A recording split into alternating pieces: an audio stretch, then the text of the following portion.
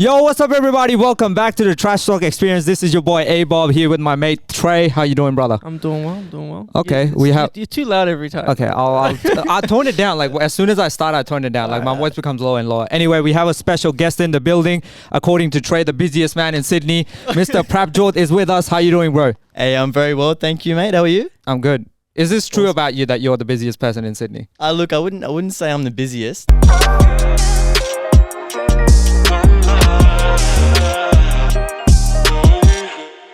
Look, definitely not the busiest man in Sydney, but yeah, it's been. Because like Trey's been telling us like I don't know how long ago you approached Prabh about coming on, or like he approached you that, oh yeah, I'm interested in coming on. It was only like 3 weeks ago. Okay, so each day he kind of like comes up to us and is like, oh yeah, I asked Prabh like maybe he's busy this week, but next week for sure. And finally this week he was like, oh no, Prabh available Sunday. Let's do it. No, it's because it's hard to get him in the daylight. Yeah, my sleeping pattern's pretty messed up. I'm not gonna lie, my sleeping pattern's pretty. Well, what is it down to? Like you just live a crazy life? To be honest, I've always been a bit of a night owl, so naturally I tend to stay up later. It probably got worse because we used to do most of our packing for our business at night. Yeah. And then obviously, you know, at nights got later and later, and then I ended up sleeping later. And then obviously you need your downtime and your me time as well. Yeah. So that coupled with the fact that I'm a night owl and I prefer to stay up, it's just not. No, Trey legit thought like, oh, Prabh's a bit busy, and I think on Sunday he's only available for certain hours, and he thought it was because of Mother's Day. And so he's like, oh, just keep in mind it's Mother's Day. And I'm the sort of person, like, I don't know when Mother's Day falls. Yeah. And then our friend Son. Mum. I'm joking. No. My mom, like, if you ask my mom, she wouldn't know when Mother's Day was. It's that kind of thing. And Son was like to Trey, like when Trey mentioned like, oh, it's Mother's Day on Sunday. So yeah, just keep that in mind. So Son goes, bro, we're not white. Like, we don't care about this kind of stuff. And it got me thinking like why I don't care about Mother's Day or any sort of days that come up. Yeah. And yeah, like one, I grew up in a country where it wasn't like my formative years were like in a country where this stuff like is not really celebrated. Secondly, as I said, my mom doesn't even know, so it's not something that she's pushing me to like remember Mother's Day. Hey, Bob was abandoned as a kid. Yeah. I was found somewhere by some nice people that and you ended up here. Yeah. But like, do you guys celebrate Mother's Day much or? Do you want to answer first? Well, funnily enough, I know I said the thing about Mother's Day, but I don't think I'm going to end up doing anything about it. Exactly. Maybe tomorrow I'll do something, but Even the woman that like created Mother's Day, she started to resent it afterwards because she wanted to commemorate her mother in some form of way. This was like early 1900s. Yeah. But then because it became like more commercialized, she started hating it, and she actually went and started making people sign petitions to like cancel this day, but it somehow like remained. Did you research this fun fact? No, I just know. I just know stuff, bro. He knows this random shit. She's prepared well.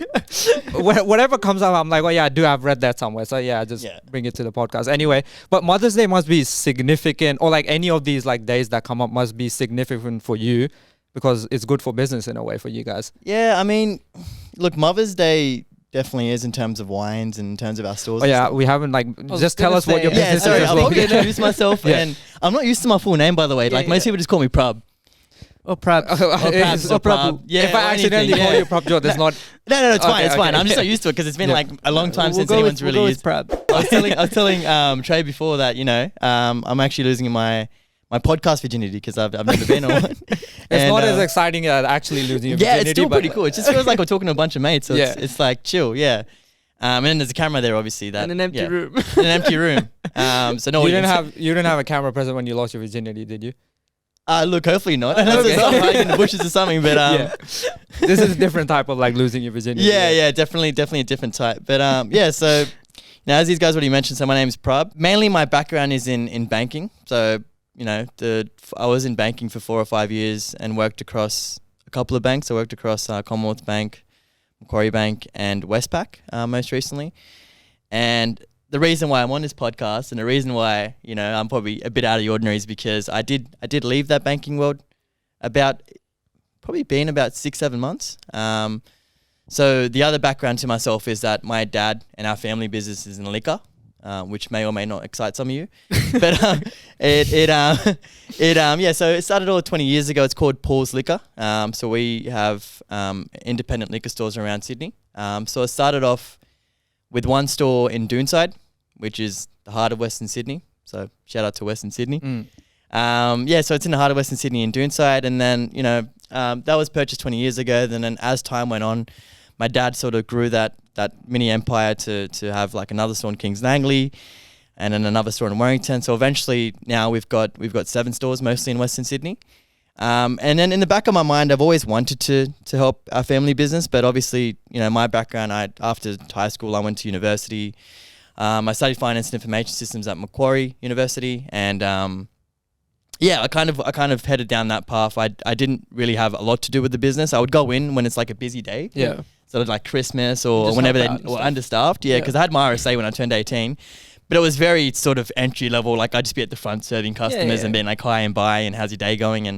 And I had very basic knowledge about alcohol. I wasn't always a big drinker growing up. Like literally when I was 18. I saw you at your party, bro. Oh, look, now it's a different story. I'm probably a bit more of a big drinker now. Yeah. Bro, but this is like the Punjabi dream, bro. Run your own business, that to alcohol. Yeah. And like, support the family. This is like the Punjabi dream. Look, it definitely is. Most Punjabis do like to drink. I'm not going to lie. And just growing up, I mean, like, alcohol is or at least for myself and a lot of other people, it's quite an acquired taste. Like beer, for example, right? Most people, when they first try beer, they think it tastes crap. Yeah. Then eventually they drink it more and more, and then they start to appreciate it. And then it gets to the point where some people just, it's a hot summer day and they can't really go without a beer. Mm. Yeah. It's the same to do with spirits as well. Like initially, I remember back in first year university, right?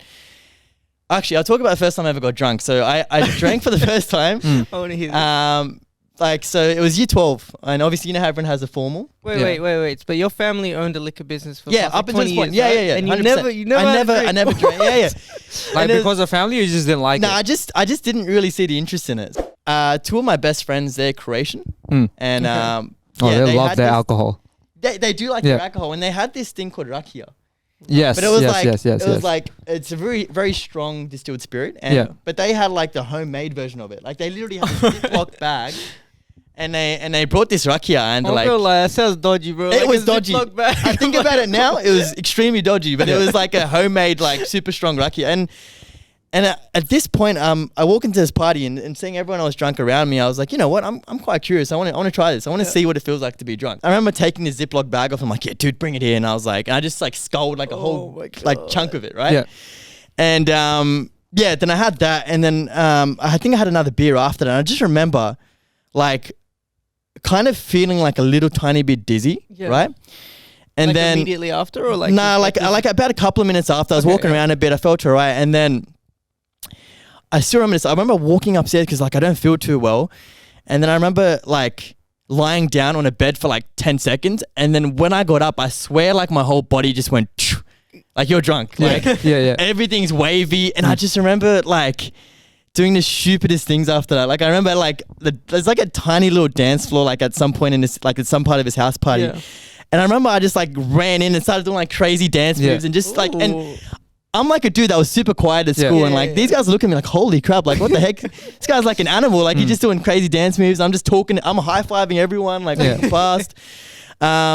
I just remember like, because this is years and years ago, I remember snippets of this night. But that's when the seed was planted, and I'm going to take all my family business. That's when I realized I'm exactly like my dad when I'm drunk, because he's a super happy, like joyful dude. No, which is surprising. You're telling me like up until like your formal, you didn't drink. And it's like probably the right time to do it in a way. 100%. Yeah, but like, I'm not sure if this is correct way of thinking, but Punjabis love their alcohol. They do. And from an early age, like it's synonymous with them. And I'm not sure if I'm wrong about this thinking. Look, it's definitely a big part of our culture. I think that because you have songs, like there's all the popular songs, Punjabi songs have some alcohol reference. No, 100%. And I think I think growing up, because I was so innocent, I sort of thought to myself, look, I won't drink till I'm 18 as well. But yeah, look, all of my uncles and my dad, obviously, they all drank a lot as I was growing up. And look, there's pros and cons to it as well. Like I've seen a bad side of alcohol too. You know, when someone gets very drunk and obviously things happen or fights and stuff happen. But yeah, look, it is definitely a part of Punjabi culture, and I don't disagree with that at all. I think that it's it's just built into our system to an extent. Like we just love, like they do love drinking and dancing. Yeah, that's two things that Punjabis do love. But yeah, that night I ended up like, getting drunk for the first time. And then I had this really weird feeling in my head where I'm just like, holy crap, like I just have no filter. Yeah. Because when you're drunk, you just kind of do whatever comes to your mind. Yeah. So you've told us about your alcohol virginity, podcast virginity. What else? That's the only virginity we're talking about. We don't want to delve into your actual virginity because that might take a long time, or might be a short time. You never know. But in terms of like now that you are sort of owning a business, what is like your customer base? Like, are they mostly like Australian based, or like you doing international? Look, 95% of it's Australia based, and the reason for that is because with alcohol and shipping it internationally to different countries, it's quite complicated. Okay, due to the fact of customs and the fact that it's alcohol. Yeah, it used to be a lot easier, but then over the years it got a lot more complicated, where it's to the point where it's not kind of worth it to send it internationally unless it's an extremely big order. Yeah, right. Because shipping and stuff is quite expensive. And so you're serving the white people.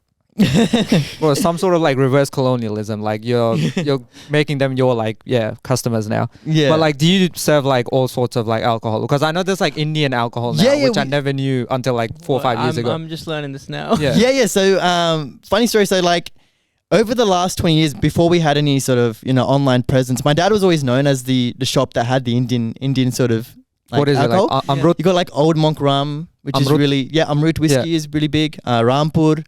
You've got Royal Stag, Royal Challenger. You don't even drink. How the hell do you know this shit? Bro, it appears on like TV, like they advertise it in like Indian movies and stuff, right?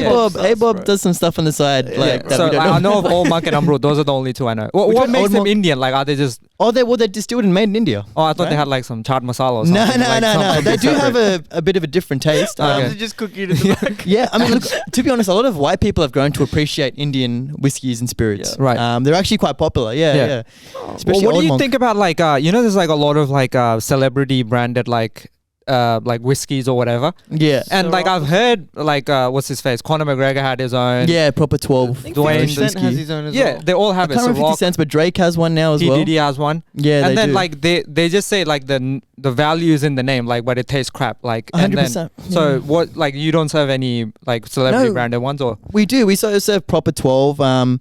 Look, you're right. It's definitely in the brand. Yeah. That's probably the biggest selling point of them, is because someone like Conor McGregor was behind this brand, and a lot more people tend to buy it. They don't necessarily taste better or anything like that. Like the best tasting ones are usually like the distilleries that have been around for a long time. Yeah. That have age statements, and people tend to appreciate that a lot more than a single malt. But it's all kind of like a marketing scheme for the individual or the brand behind it, because they obviously make money off it. But what about like because I only know like wine is like, I know like a certain alcohol is for like a certain occasion type of thing. Yeah. I know wine like it's for like fine dining, or like if you go on a date or whatever. Yeah. But what about these other ones? Like, what is like gin used for? What is whiskey used for? Are there special occasions that you use it for, or like you can be just drunk whenever? Look, it's down to personal preference as well. Like some people just don't like wine, or some people just don't like gin and they prefer whiskey. Yeah. There's some people that they avoid brown liquor like whiskey and stuff because it gives them like a worse hangover, or I think that wine is definitely like a good date sort of drink. I think a lot of people tend to drink it when they go on dates and whatnot. Whiskey, a lot of people tend to drink it in terms of, like, a lot of Indians tend to drink it at parties and stuff because they just prefer the taste of it.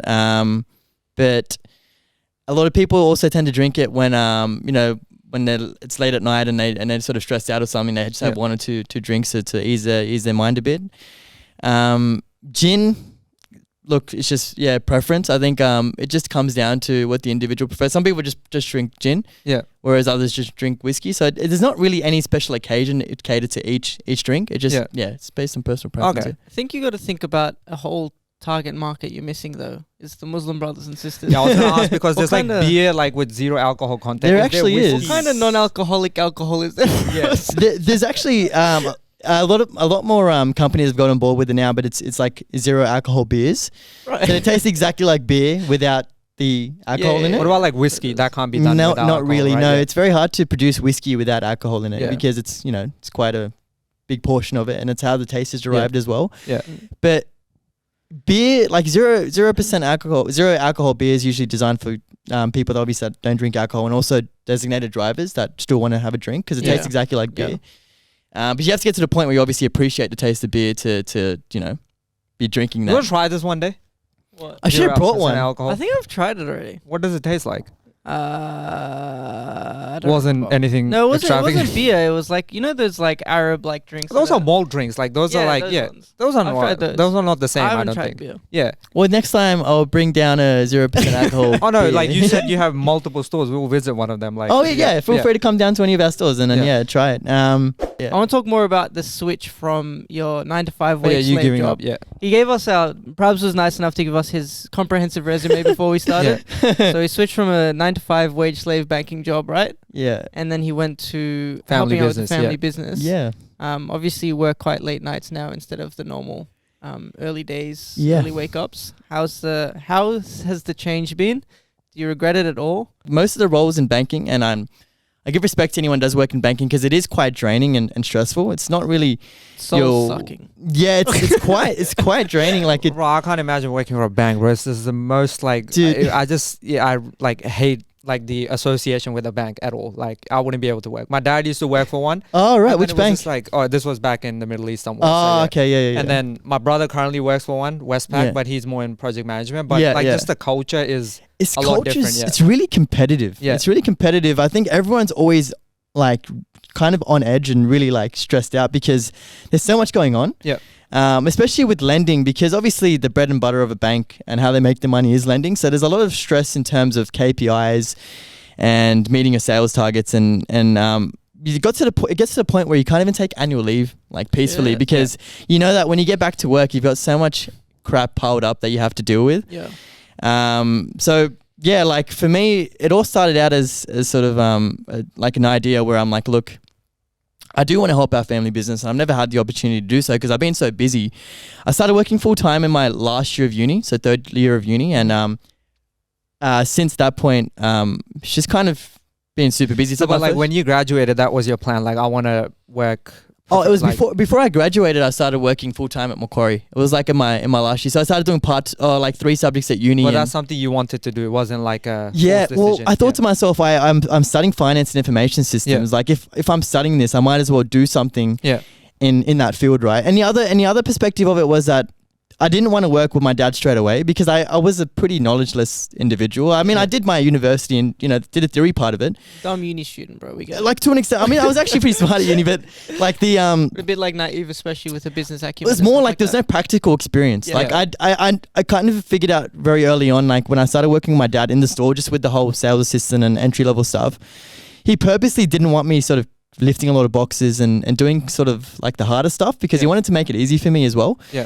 And I could see that very early on, and I was like, look, if I work straight away with my dad, he'll probably try to make it as easy as he can for me, so I'm more comfortable. Yeah. And I didn't really want that, so I was like, I'm gonna get a job. I'm gonna sort of work my way independently and learn new things and develop my own mindset and my own skill set, right? So off the bat, I actually worked in a contact center. My first job, I was at CBA. It was like a casual role. Yeah. And at this point, I'd never, worked anywhere, proper corporate job or anything like that. So I remember going in there. I remember the first day after I'll start off from the start. So obviously, you apply for the job. And then, they suss out your resume. My resume wasn't bad. It didn't have much on it, but I had a couple of things from uni that I did, like society. And I joined a couple of societies and stuff like that, which helped. And then I remember doing the second stage is usually a video interview. Most people are probably aware of how video interviews work. So like, I love how he looks at the camera. Like we don't even look at the camera. Yeah, I feel like I'm neglecting the camera. Completely ignore it. I feel like you can look at it if you want. Yeah, every now and then I might just make a little like glimpse at it. But so the second stage of the recruitment process is usually a video interview. Yeah. And the reason why I'm bringing this up is because there's a bit of a funny story around a video interview.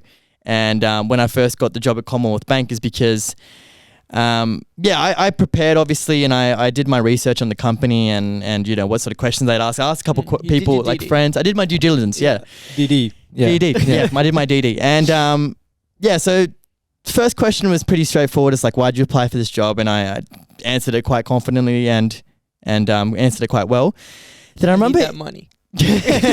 well, basically in a more formal manner is what I said. But then I think it was the third or fourth question. It was a bit of a curveball. I can't remember exactly what the question was, but it was something to do with like the company's values and how you implement it in your day-to-day life or something. And I'm thinking, oh my God, like I have no idea. And I think you usually had like 45 seconds to prepare. Yeah.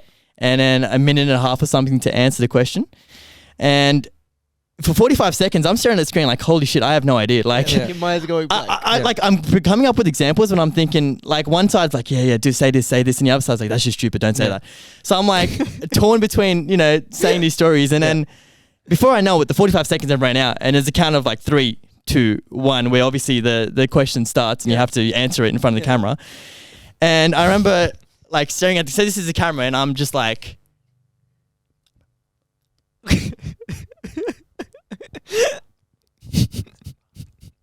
I just mimed it. Yeah. I just mimed it, right? And for like the whole minute and a half, I just mimed it. I'm doing one of these ones. I'm moving my head around. I'm just. You're looking like really like and stuff. Like. So I'm just miming it as confidently and as well as I could. Comprehensive answer. Yeah. So like, look, it could have been the best answer in the world. In my head, I'm thinking like just doing as many hand movements and stuff as I could. And the aim of that was just the on-the-spot idea was like, look, let's just pretend like my audio broke for this particular question. Yeah. And hopefully the next question is not a curveball, which it wasn't. So the next question was fine. And then back to normal. And you can just imagine the person on the other end, like once they review the application and stuff, they just see you going like this. Oh, they're probably like, this guy's energetic, bro. Probably mashing the volume up like, they're like, what's going on with my computer? Like a boomer or something. But it worked for you. Sorry? It worked for you. And I got the job. Yeah. I actually ended up getting the job. And that never came up ever. But look, even if I knew you were miming on the like, and I'm recruiting and I know the guy's miming, I'd be like, damn, that's like good thinking, like quick on the spot thinking. On the ball of your feet. Like, I would still consider that person. Oh, no. Yeah, 100%. That's impressive. That's all they're looking for. Like, if you stumble on your words, they're like, okay, he doesn't really know what he's talking about. Yeah. But if you look like you're doing what you were doing, they're like, okay, this guy's brilliant, bro. Yeah, because I think in video interviews, it's more so how confidently you speak and sort of your mannerisms and stuff, as opposed, like, obviously what you say is important. Yeah. But I think it's more important in the face-to-face interview. Yeah. So... yeah, that actually ended up working. They do be asking like really stupid questions, which have sometimes nothing to do with like whatever you're working. I've done so many interviews for administrative officers. It's the dumbest, most simple questions, and some of the candidates just do not get it. Oh, really? Like it's infuriating when What's the the answer is question? so like it's things like obviously working in a hospital and stuff around medical records, confidentiality and privacy is really important. Yeah. So it's just like, what sort of steps can you take to ensure that your work stays confidential and stuff? And it's dumb shit like make sure you log off your computer, don't leave the screen open. What do they answer? And like obviously make sure you're not looking at like records you're not supposed to be looking at and stuff like that. And they either can't think of it or mention like one out of the few things, and it's just like and like you've been working in like usually in these roles for a while, so it's like come on. When I meant like stupid questions, like I remember I went for colds, like some cold role. And the question they asked me was like, how would you describe the color red to a blind person? I'm like, what the hell does this have to do with me getting a job? That's such a curveball. But then like, they just want to throw you off. They just want to, is this guy going to crumble, or like they're going to try to come up with a reasonable answer? And the way I described it is like, I would associate their other senses, so like the way they hear things and, the way they smell things. So what could the color red be associated with? The sound of like emergency maybe, or smell like something chilly, whatever the case is. And I just like BS my way through, and then they were like, okay, that was a good answer. And I was like, okay, glad like they got something out of it. But they like certain times, it's just, especially like entry level roles or like graduate roles, all they want to see is like this person is going to be confident enough that they're not going to crumble and they're going to answer some sort of. I understand your thought process. Really. But once you got that job, you were like, so then from that point, obviously, I was going to say another funny question, sorry, is someone asked me in my last role when I joined Westpac was, what would you do if someone gave you 1,000 bricks? 1,000 bricks? Like, what would you do with that? Yeah. So this was not a construction job, obviously, or anything like that. So it had nothing to do with my role, but like... in like assessment centers, they ask like those type of questions where they're just like completely like, if you were given $1 billion, how would you come turn this company around. Yeah. And then you have to like, okay, I would see where the costs are, blah, Understand blah, the blah. goals And then of the you have to business, like write down your man, thinking. you have to bullshit that on the spot. Yeah. I feel like That's a what bit they want to see, though. difficult. They want to see how you come up with stuff on the spot. How good the bullshit you produce is. Yeah, exactly. Bro, we do this every week on this podcast. So I'm pretty sure like you can do it. Yeah. That we do, half the time we don't know what we're talking about. We just spew stuff. So like it just it's cool. It's good. It's really good. Have you seen those assessments as well? Like I think it's mathematic assessments, like the ones Son was doing it the other week, where you have to like press the balloon, and the bigger the balloon, the more reward you get, and you have to choose when to bank it and when to keep pressing. What the hell? The gamification of like an interview process. Yeah. And it's like I think it's just supposed to assess the risk versus reward. So okay. have some It sort of doesn't pop. Yeah, like, and it pops spontaneously. It could pop on the first click, could pop on the 20th click. Well, some like gambling association, like just keep pressing really it until weird. like. What was this an interview for? Like, what was it for? This was in construction management. Yeah, area. right. So it's like, I don't know how it's related. I hate the abstract reasoning ones that they do as well. Like you have to look at patterns and stuff like that. That's really, I find that really interesting. I think over time, the more you practice those ones, you can actually get really good at it. Yeah, and I think it's just because they get 1,000 applicants, they just want to. Yeah, they have to. That's the biggest thing. I think obviously, especially nowadays, like 20, 30 years ago, it was a lot easier to get a job. Yeah. Most people that came out of uni would all get jobs. Now, obviously, you've got like hundreds of people applying for the same role. It's like all the boomers say, just walk in with your resume. Yeah, and you're like, it doesn't work. Say to the manager, you need a job, and they'll give it. But like once you actually started working in banking, did you enjoy that period you were there? Look, it was definitely very different when I first joined. And being in a contact center environment, it's a lot about how you speak. Yeah. So it was a very entry level role. I was doing pre-qualification for home loans. So what I would do is I basically, everyday Australians would call a number if they wanted a home loan, and I would just ask them really basic questions and book them in with a lending specialist. Yeah. Easiest job in the world. Yeah. Really easy. And there's a lot of things I learned off the bat. Obviously, there's politics in banking and corporate world. Like they've got their favorites. Yeah, I think that's in a lot of different. A lot of things, but I didn't know that like before I started working in that environment because I didn't work much at all growing up. Like I didn't work in like fast food or anything like that. I'd never really worked much in those sort of environments. And then I learned early on, like everyone, like management has their favorites, and obviously, how things operate in the corporate environment. I learned how over time I learned how businesses operate, because obviously you had self-employed applicants. Yeah. How individuals function in terms of buying a property. Yeah. Because you're speaking to these people day to day, and you're viewing the application, this is what they're applying for. This exactly. And how assessing a person's ability to be able to purchase a property. By obviously doing the serviceability. Yeah. But I learned so much just in terms of myself as well. I learned that I'm very good at talking to people, as in communication skills. Yeah. And it was it's something that skill. I think communication skills, if anything, is probably one of the most important skills to have. I agree. Because it's a difference between I remember someone telling me a alumni of Macquarie. He was working at an actuarial place. Yeah. He's he even told me the same thing. He's dude, communication skills are the most important thing. Because we've got actuaries that are really super smart, book smart. Yeah. But some they're of the most boring people in the world. And they're the Some receptionists. of the most boring people. Yeah, exactly. So you need to know how to talk to people, because every single role, or most roles, require you to obviously convey information to other people. I'm not sure if you had it I did my master's recently as well. When we had professors that were at university, they would still teach the same way you learn your bachelor's and stuff. Buy the book, everything. Yeah. I'm going to put up the slides kind of thing. Yeah. Whenever we had industry people come into okay, this is what we are applying in the industry. Those were the most interesting people So to much listen more to. interesting. They're captivating. They know how to speak. Yeah, and they know, one, they're applying the real world way of doing things. It's not theory. Secondly, they speak to all sorts of audiences. They're not only speaking to students. Exactly. They're speaking to the common man. They're speaking to professionals. So then when they speak to you, it's just it's a different. I learned a lot more through that experience. So, I think in teaching in general, I think the people that are charismatic and they have a different way of teaching, they usually as a student, you enjoy that more as well, and you actually learn more. Yeah. As opposed to the old school, robust, just follow this, this turn wasn't to the your textbook. textbook. Which is, it's really, really boring. But I definitely agree with that with industry speakers. So your time definitely in working professionally, I can see they definitely would have had a straight impact on your business then. So fast forward through the whole banking stuff, because I won't go into like a high level of detail, but I think that obviously I adopted a high level of skill in terms of like how businesses operate, how to analyze the financials and all that sort of random stuff, which really helps a small business, such as what my dad had. So when I was at Westpac in my most recent role, at one point I was like, COVID's just happened. People are staying at home, and this is a great opportunity for us to launch online as our business, like Paul's Liquor. Get people drunk at home. Yeah. Well, like I knew there was a market for it, and I actually had the idea back in first year uni, but I never executed it because I thought it was going to be too complicated with the whole being over 18 and delivering by Australia posting. Yeah. I didn't know how it all operated, and I got to the point where I was kind of put it on pause. Yeah.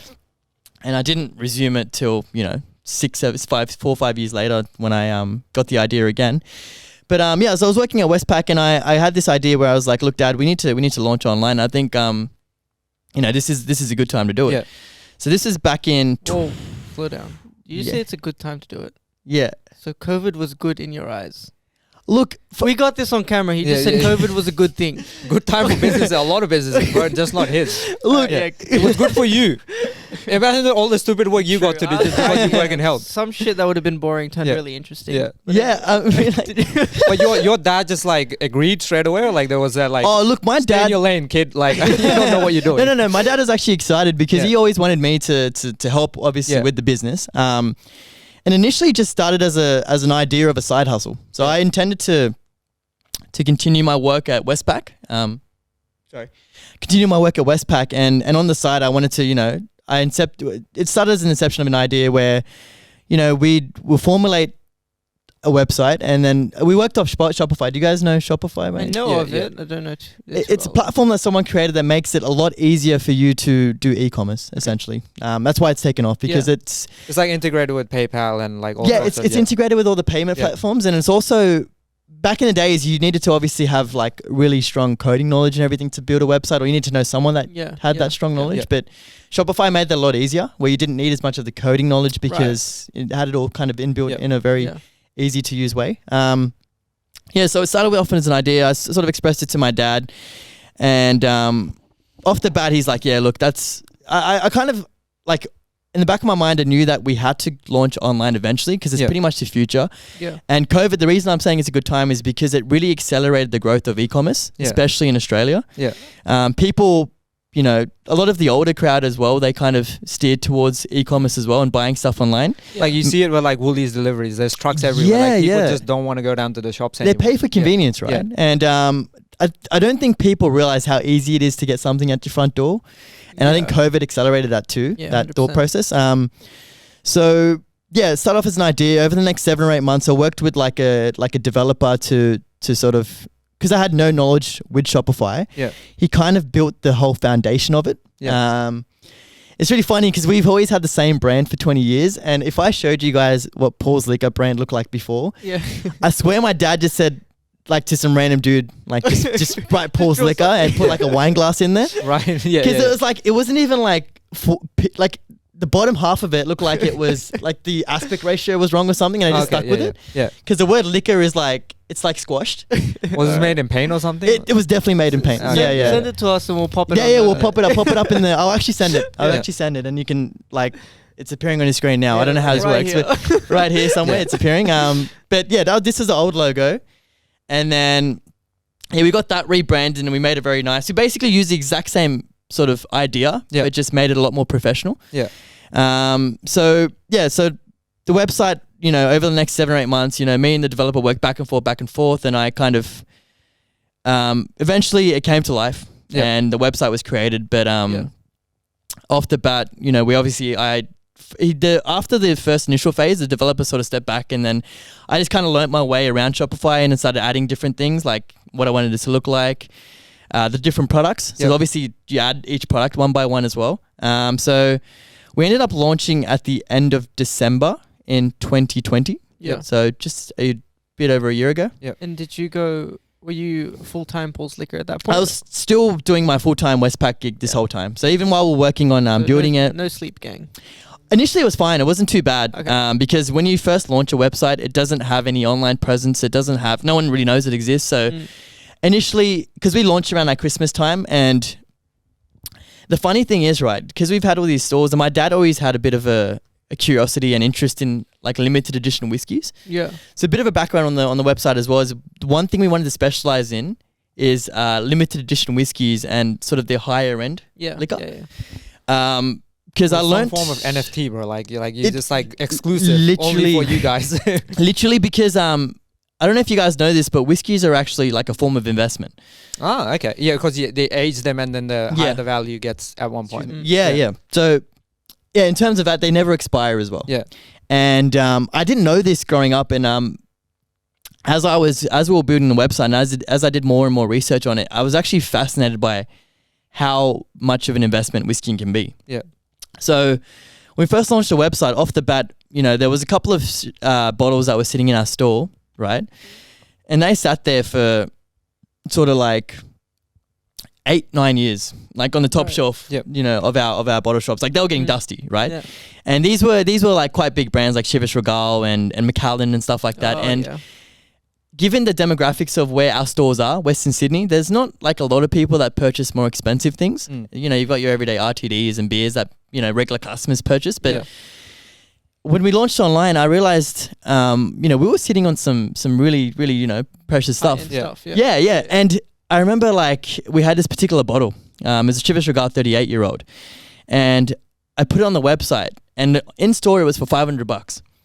And what I would always do when I put something on the website is I'll do a quick Google search and I'll do some research on that bottle and see what other people are selling it for. Yeah.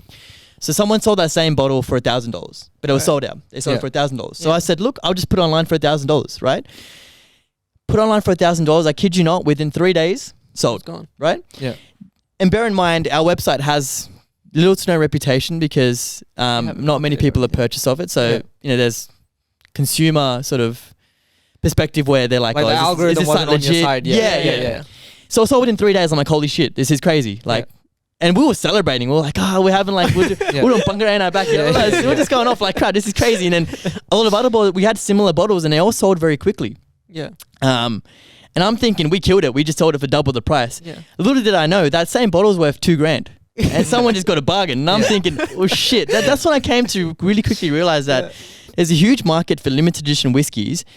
And, you can really be strategic with this stuff if you know what you're doing. And my dad's obviously, from the ground up built this relationship with suppliers and distributors over 20 years. Where he's got a decent amount of bargaining power, right? He's got a decent amount of bargaining power. So initially our goal was to sort of, end goal, because we, at this point we have no idea how much sales would happen, for an online e-commerce liquor store. Yeah. And I remember speaking to my dad and my brother, because my brother obviously he works like with me as well. So I've got a twin brother. Yeah. And he mainly works in the logistics and the packing side because he works full time. He works for Sydney Transport as an engineer. So I remember talking about it, I'm like, look, we've now launched, we're going to slowly build up the product base and everything like that, but let's focus on high-end expensive whiskey and liquor, and let's see where we can go from here. So our aim was as an end goal, right? As an end goal, or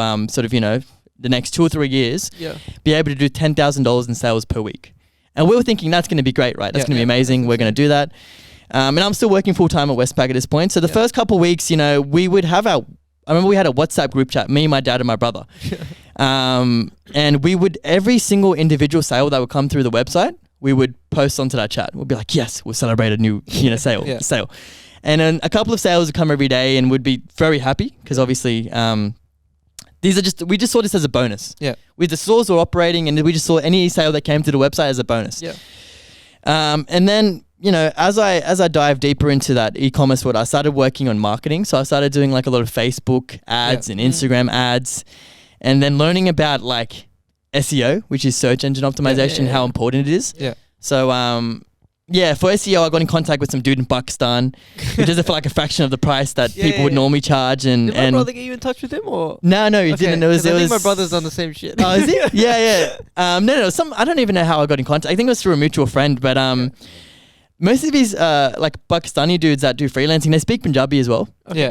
So it's very easy to communicate with them because my Punjabi is decently fluent. And so I had a dude doing the SEO and the that side of things. Yeah. Then I was myself doing the Instagram and the Facebook marketing, which I was literally just like learning as I went. Yeah. Like, it's not the ad itself that's extremely important, but it's the analytics behind that ad and how you use those analytics and data to present your next ad and grow from there. Okay. As these ads and SEO were sort of formulating in the background, our site started to get busier and busier. And then, over the next couple months, we ended up, within the first 3 or 4 months, that goal that we had for the next couple years, it came to life like really quickly. Yeah. And then we sort of branched out a bit further and we started selling beer online as well. Yeah. So we would send beer cases through a different courier. Then we sort of grew our product base and we got bigger and bigger. And then, over time, like what we expected for it to happen over the next couple of years started to happen very quickly. Yeah. Cool. And, the packing initially was easy. We could do it during a day. It was a couple of orders, but then it kind of just started getting harder and harder. And me and my brother, like we would stay back. Eventually got to the point where we were staying back to like 1 or 2 a.m. Yeah. And keep in mind you're working full time. And I'm working full time this whole time. So I got to the point where I was barely sleeping, barely eating. And with me, if I barely sleep, I get really anxious and kind of edgy. Like I'm just on edge. And it was not healthy at all. Like it was like probably like a really bad time in my life in terms of like healthiness. Like I lost a lot of weight as well. I think I started losing weight too. I stopped going gym because I didn't really have time for it. Yeah. And because it all happened very quickly, I just sort of talked to my dad and I was like, look, I think I should just probably quit my job at Westpac. Yeah. And my dad was actually really against that initially because he just thought, just keep doing both things at the same time. It's easy. Yeah. I don't think he really realized how much work was going into the website. Like, because obviously he's not that familiar with technology. He never really stopped and thought about like how much shit there is to it. Yeah. And I was like, no, Dad, I think this is not going to work with me doing both things at once, and I need to make a decision. Yeah. So eventually he came to the table and he's like, yeah, look, if you think that's best for you and if you want to take a break, he thought I was just going to take a break for a couple months, and I was in my head, I'm like, I probably won't, but he's like, just take a break for a couple months. You probably need like a bit of a break as well. It's been a while since you've obviously had a rest from the whole full-time work gig. So ended up quitting my role. And at that point, he was kind of also like cautious because I had a fairly good job in terms of banking. Obviously over the 4 or 5 years I was in banking, I worked across different roles and it got to the point where I had like a decent income and everything like that. And he thought, this kid's set for the future. Yeah, he's got like, because like traditionally they won't think like you doing that work for family as the same experience as you're getting professionally. They'll be like, oh, your resume will look dull, or people wouldn't see it as the same sort of experience. Yeah. He kind of saw it as like something like he in his mind, he thought, you're going to have these shops, I'll take care of them. So like since to the point that I can't take care of them, you should be doing your own thing and helping on the side. Yeah. He didn't want me to be fully vested into the business at this stage at least. And he saw the growth that the online store was happening, but he didn't really realize how much work was going into it because he would take care of like the whole product base and dealing with suppliers, but there's a lot more to it. And obviously, at that point I talked to him and ended up making a decision of quitting Westpac. And when I did that, and I could invest all my time into like the e-commerce and Paul's Liquor side, that's when it really, really started to take off. And it started, getting to the point where we realized that we needed to get a warehouse to store all the additional stock. We realized how we can strategically purchase certain stock like limited edition bottles and then sit on that stock for a bit and then sell the same bottles for a much higher margin.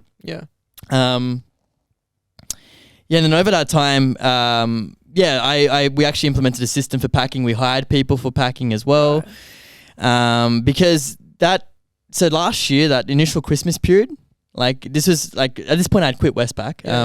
So I quit Westpac about 6-7 months after launching the website. So that's, a bit of context in terms of that time frame. But Christmas for e-commerce is such a crazy period. Like, and was this the 2021 Christmas? This was the 2021 Christmas. So at this point we it was still me and my brother doing most of the packing, and I remember we were staying up to like 3-4 a.m. like most days doing this packing, and it was quite gruesome. Like, I mean, like you just packing, like doing the same thing over and over again, it gets to your head a bit and you're like, shit, like fuck, this is so draining. Like you're just doing the same thing over and over again. And then my brother, like, especially, feels menial and shit, right? Like it does. It feels monotonous. Too, It's physical. It's not like physically like it's not physically draining as much as it's like mind numbing to an extent as well. Like you're doing the same thing over and over again.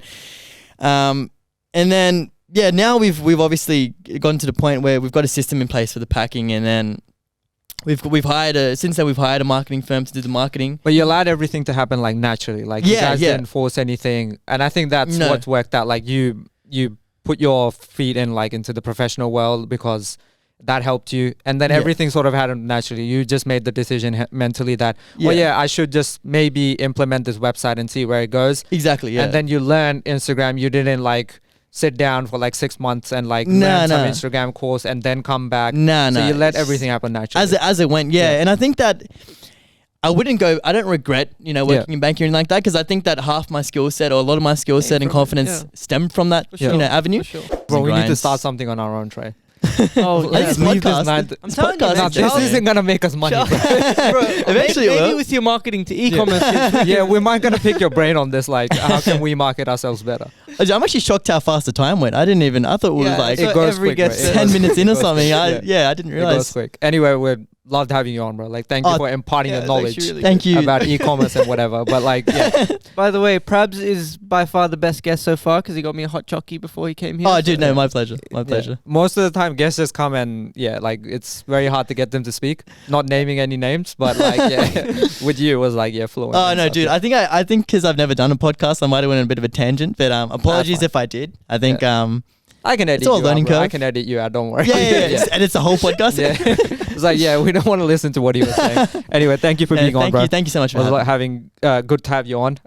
And should I do the outro, or you want to ask any more questions? No, but I think it's sweet. Okay. Anyway, you guys can follow us on our Instagram, Talk Experience, and you can watch this on YouTube, Spotify, Google Podcasts, Apple Podcasts, and we'll catch you. And TikTok.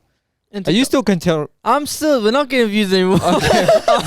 I'm still relentlessly posting. Doesn't matter. You can follow us on our TikTok as well. Thank you guys for listening. We'll catch you in the next one. Peace. Thank you.